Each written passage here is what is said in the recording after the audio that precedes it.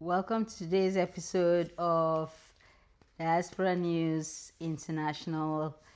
If this is your first time, you're welcome, and I would like you to like, share, and subscribe to this channel. And if you find any of the topics interesting, please leave your comments at the end of the telecast. And on this channel rather, we welcome all criticisms, comments. Don't worry, I'm not gonna delete you or block you or filter you or any of that nonsense, okay?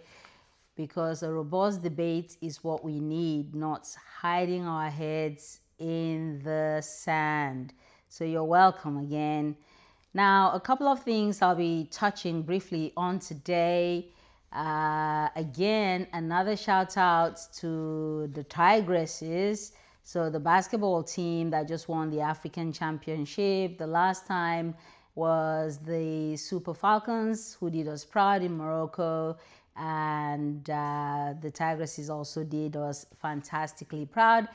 And I'm glad that the president and the country, appreciated them the same way. And, it is a great, great example for our young girls that nothing is impossible if you put your mind and heart and soul to it. So, and an example also to the male folks, both young and old, that, Nigeria is actually a great country. Forget that we appear to be bashing it sometimes. No, we want for it to be good. The Lord disciplines those that He loves, okay? Spare the rod and spoil the child. Okay, I don't want to go all biblical now, okay? But congratulations to them.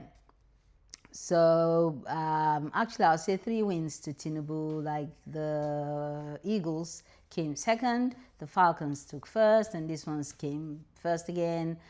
Can't wait to see the next first thing that will come along. Right.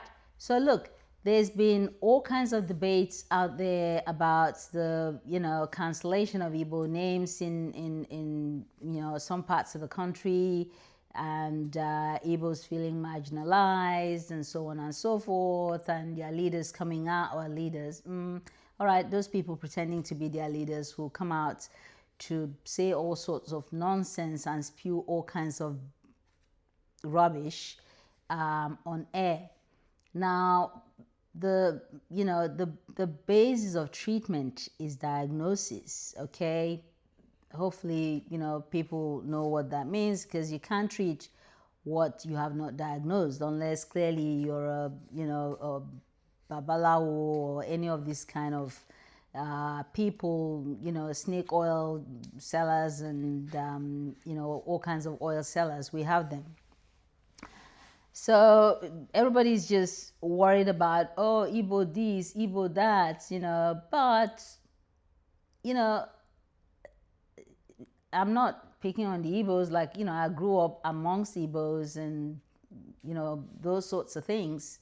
But I think what triggered this particular, not just nationwide discourse about them, but you even have, imagine, South Africans saying Nigerians should go back to their countries, to their own country. Ghanaians, hello, telling Nigerians to go back to their country.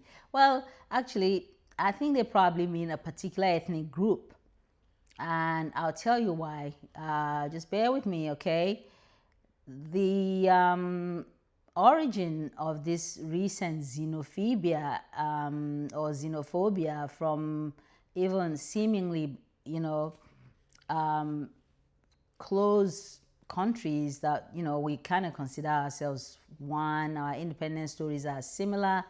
So if and Ghanaians are well enlightened, and so if I expect something like that, surely not from Ghanaians. Okay, there are some countries that are a little bit backward. Sorry, gotta say it. So I expect stuff like that from backward, ignorant countries. Ghanaians, on the other hand, they are as exposed as Nigerians, okay? When Kofi Annan was the UN Secretary General, he created many opportunities for Ghana, which is good. I mean, all good. It's coming to the continent, so I don't mind. where it ends up. It can end up in Swaziland for all I care. It is coming to the continent, or it can end up in Algeria also, God knows where. Algeria, not Nigeria. So back to the question, why this recent, Igbo must go type of thing, even in Nigeria, especially in the Southwest, again, which I consider to be the most advanced group in the country, like it or leave it. Any kind of industry, they're there, academics, they're there, everything, they're there, they are the most advanced. Just take it, okay? Don't come with any ethnic nonsense. They are the most advanced when it comes to all those kind of things. So why did the most advanced parts of the country behave like that? Actually, I think they took a cue from what was happening in Ghana. They may have been simmering underneath when Obi won the Lagos presidential, elections.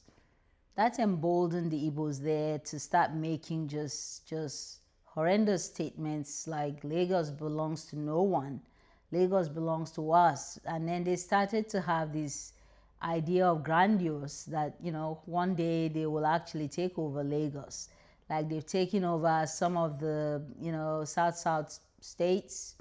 Remember River states? When I was in high school, I knew Rivers people as, Tamuno, Dokubo, those kind of things. But these days, I see clear Igbo names as coming from Rivers State.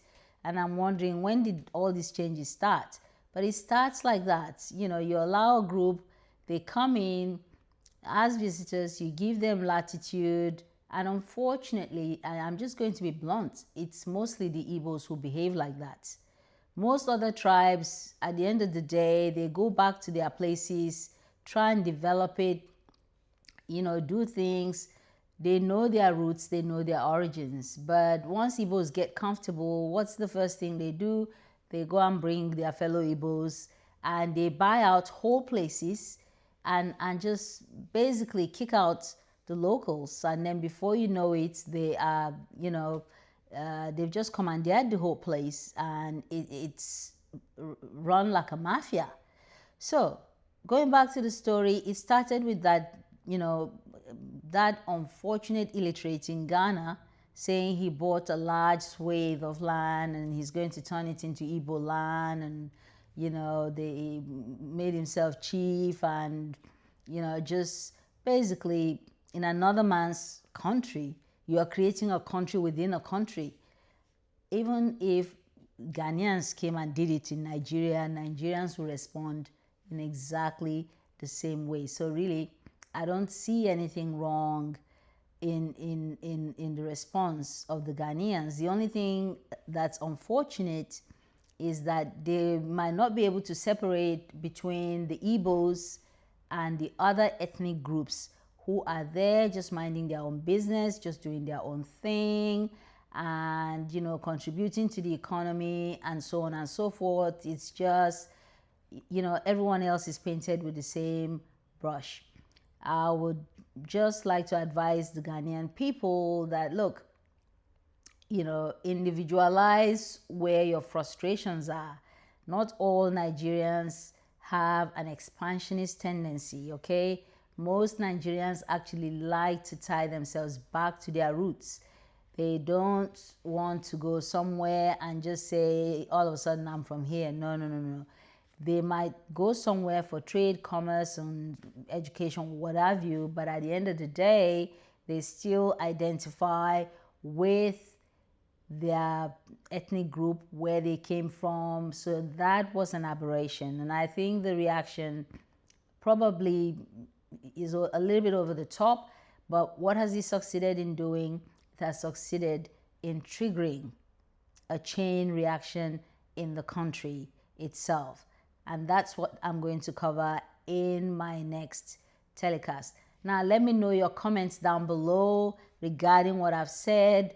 Have I said anything out of place? Do you agree? Do you disagree? Whatever, like I said, there's no cancel culture here. Every comment, criticism is welcome. Thank you.